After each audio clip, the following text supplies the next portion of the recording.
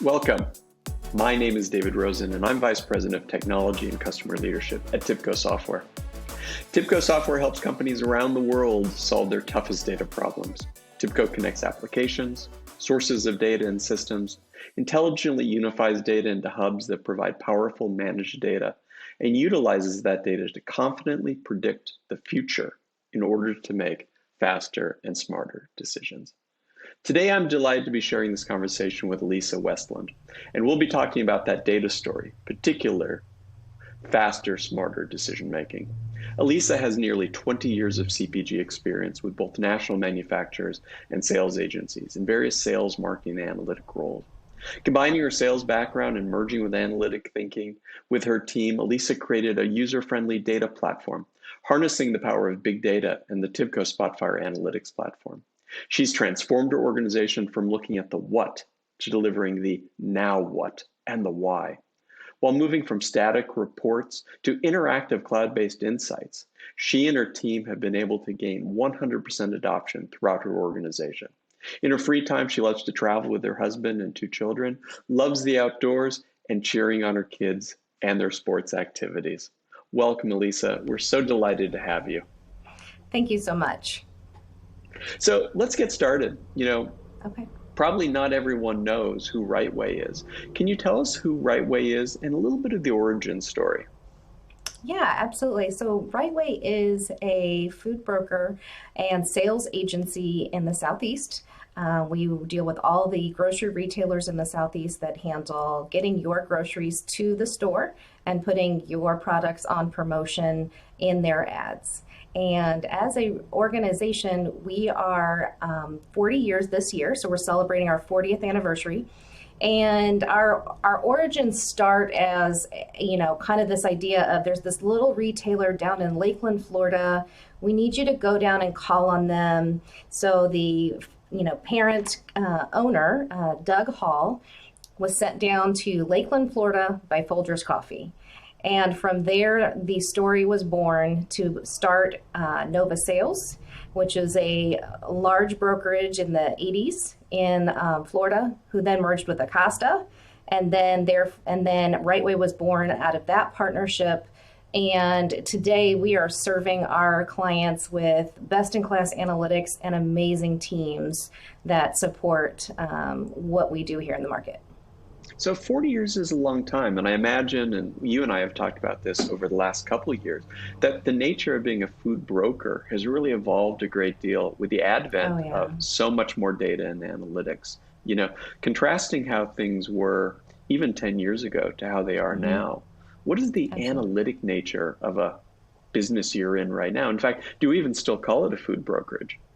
We really don't call ourselves a food brokerage anymore. Really, that is a nod to our heritage more than anything else. We are actually a sales agency and a marketing agency, providing clients with best-in-class strategies, pairing them with their brand strategies nationally, and then also bringing to the local market the strategies that work to reach the local shopper.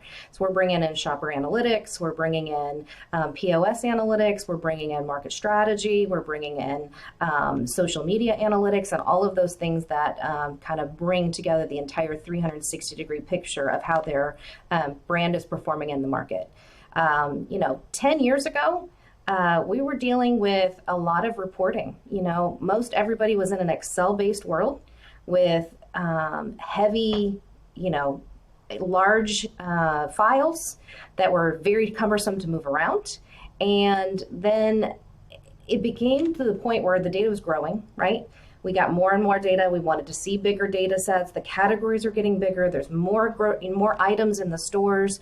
Stores are going from, 40,000 square foot stores to 100,000 square foot stores. There's so much more that we needed to analyze, that we just, as an industry and an organization, I feel like we maxed out what we could do in Excel. And it just we were tapped out. And so about 7 years ago, we began a journey in this process of understanding how could we harness all the data that was available to us, make it easy, and still transition to something that the business managers would be able to intuitively use.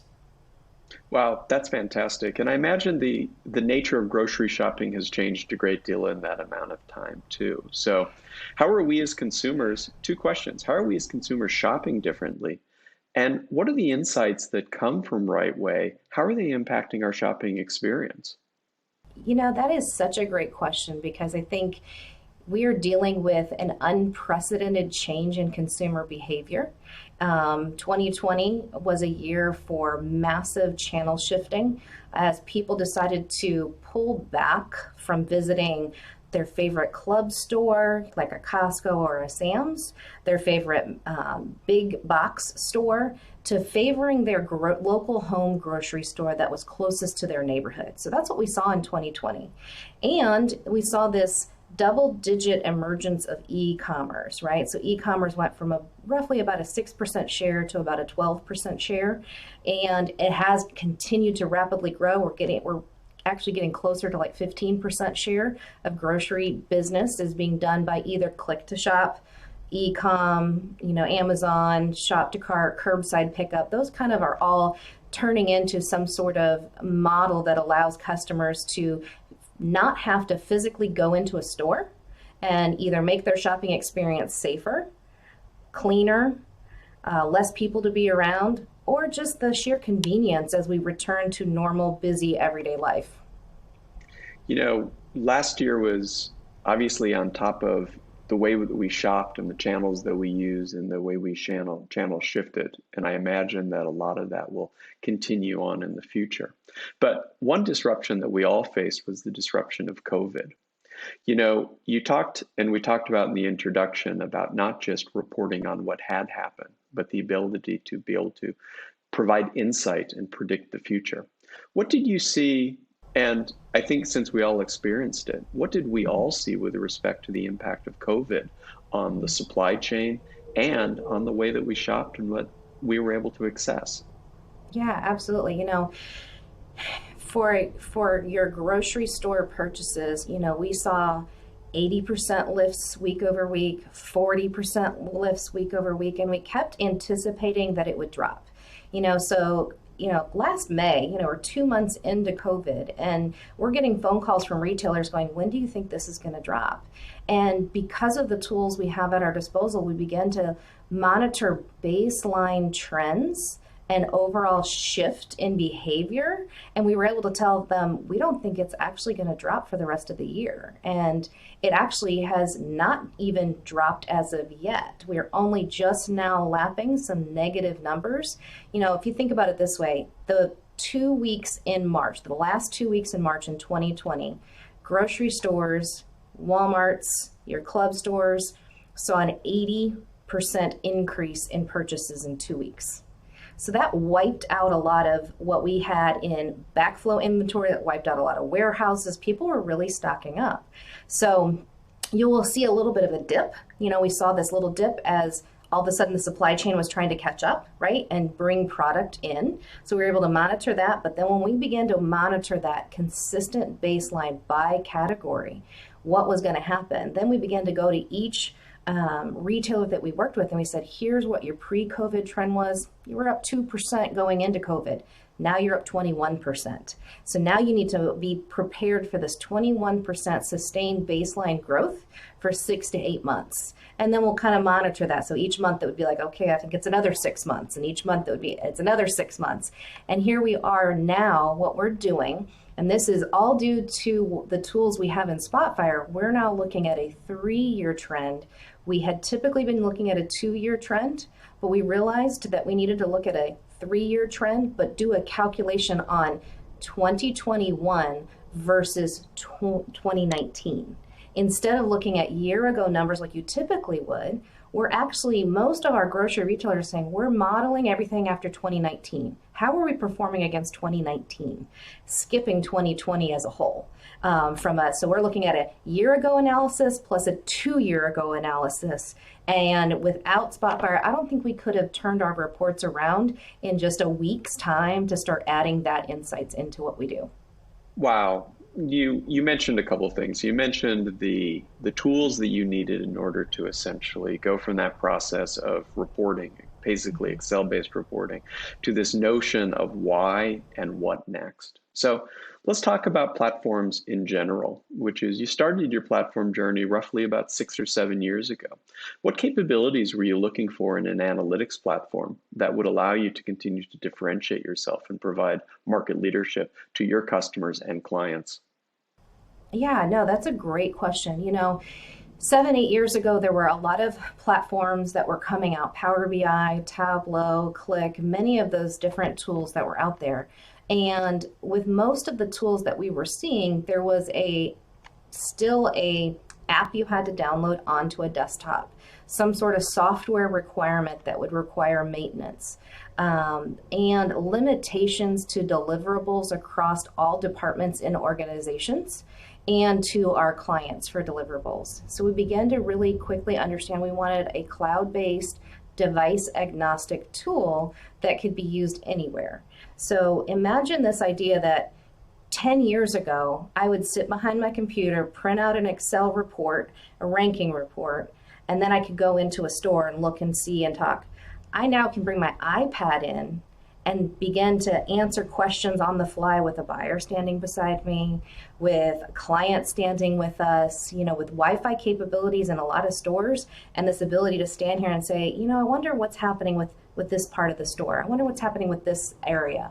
And we can say, okay, well, now we can mark it, right? So within the tools, now you can mark it, lasso it, hold on to that, and then go back and do some deeper insights on the fly.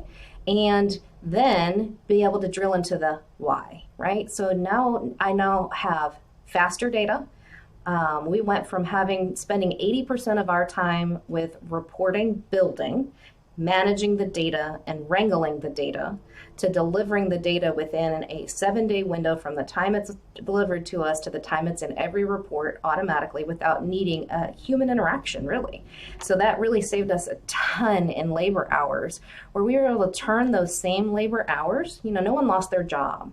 Their job actually evolved to what it should be, which is insights drivers. Now they're doing that why analysis. They have time to do that. That's the thing we always would tell our clients is most people don't have time. They're just kind of cranking stuff out constantly and they don't have that time to stop, take a look around and see what's what. And we have that time. And with the tools, we wanted something that would give us a lot of flexibility, right? So if you thought about it like this, data for most of those in the CPG grocery industry has been a 52-week, a 1-year snapshot, a 6-month snapshot, or a quarterly snapshot. Those are always some very aggregated data sets, and oftentimes you would miss little trends that happened, promotion shifts, out of stocks. Actually, it's really interesting. You talk about that capability to have a tool where you could look at something and go, oh, I think they actually ran out of inventory. I don't even need to know the business, but because the tool gives us so much data and so deep and easily, I can quickly see it where you couldn't see it on an aggregated basis. So now we pull weekly data in all of our categories, and the tool itself does a lot of the analytics on the fly for us. And that became the difference maker for us in our business with our clients, was being able to sit here and say, come on in, have a seat. Let's sit in a conference room together. Let's just talk about your business. We can pull up our analytics tools and then we can just answer questions on the fly that they could never do. Because 90% of the time, they're used to saying, okay, can I turn in a request form? Go analyze this for me. Can you get me a report back? I don't need to analyze it for you because the tool does it for me on the fly. I can take items out, I can put items in, I can break down a category, I can just look at Keurig coffee K-cups for coffee, and I can look at just spring water, and I can break it down. I can look at overall water, we can look at various pieces of a category, and then we can see how a decision tree applies to a category and apply that attributing. So that has become extremely powerful for us, for our clients, and has enhanced our relationship with our retailers. So let's talk about relationships. And I'd like to touch on, we've spent a lot of time talking about the platform itself and its power, and particularly its power to allow so many faster and so many smarter decisions, both by your teams and by your customers and by your clients. It's just phenomenal. But stepping back, let's talk about the people side. which is the cultural aspect of having access to this information, this data, this insight, this analysis. How culturally has your business changed as it's being built upon such a powerful analytic platform? You know, there is always an angst to change. There's always a little bit of resistance. But having a sales background helped me to connect the dots from their old tool to the new tool and give them a pathway to understanding. We didn't just turn on these tools and say you're on your own. We began a process of training, and we would do these like lunch and learns. We would bring them in, bring your computer in, and let's have a hands-on touch and feel of what this thing feels like. Okay, and then begin to show them, okay, do you remember how it would be to do a promotion plan and how you would have to do a lot of calculations on a calculator? Let me show you how this new tool can look at all of your ad plan weeks. You just lasso those and it gives you your total ad plan dollars, what your percent growth was on just ad promotion dollars, and what you might need to do differently tomorrow. And that won them over, was this ability to enhance their job. But then the second thing we did was really, from a cultural perspective, it was definitely a top-down thing. We had a lot of senior leadership support. We had a lot of engagement from early adopters. And we began to follow that adoption curve. We said, okay, let's get our early adopters going. We get those guys going. Let's start small. You know, you can start within tools, you can build tons and tons of reports. But I find that you can overwhelm people. And so we had to try to really make it very simple. We stripped it down. We built 4 plain reports. That was it. And then we built on that over the last 6 years to now we have 14 reports that different people utilize in different ways. But the change is every meeting is led by data. Where it used to be, every meeting was led by a relationship with just a person and a handshake. Right. And so you've gone from a handshake relationship, particularly in trade support and all the massive spend by the CPGs, to making data-driven decisions. And again, more than just reports, it's the ability to dive deeper, right? It's to pose a hypothesis, to eliminate, to include, as you said before. So if that was a 6-year journey, what's next for RightWay? What's next is, you know, beginning to add more predictive analytics. I think you can predict certain things today within the tools, but there's so much in the world of data sciences that I think we can tap into. There's so much in the world of additional data sources that we can begin to, now that we've got this, you know, kind of sets of data that we are used to working with on a day-to-day basis, what do we need to add and layer in? And how do we enhance those things? You know, in fact, I have on my whiteboard kind of a, you know, what are our weaknesses today? What are the things that we need to improve on for tomorrow? Automated presentation building out of the analytics that you kind of do on the fly. So, you know, if you think about an area of opportunity for us is we do a lot of on-the-fly analytics, but now we need to deliver that to a presentation. And that's where a little bit of our work is today. If we can begin to automate that or improve the process with which it goes from insight to presentation, I think that's that next layer of delivery and improving that delivery process as well. It's just incredible. Well, Elisa, thank you so much. Really enjoyed this conversation and frankly, all the conversations we've had over the last couple of years, and look forward to many more. And I want to thank our audience and invite you to visit our online retail touchpoints think tank hub, or alternatively, you can go to tibco.com/solutions/retail to learn more about how Tibco and RightWay are shaping the future of retail with data. Thank you very much. Thank you, Elisa. It's been a delight. Thank you.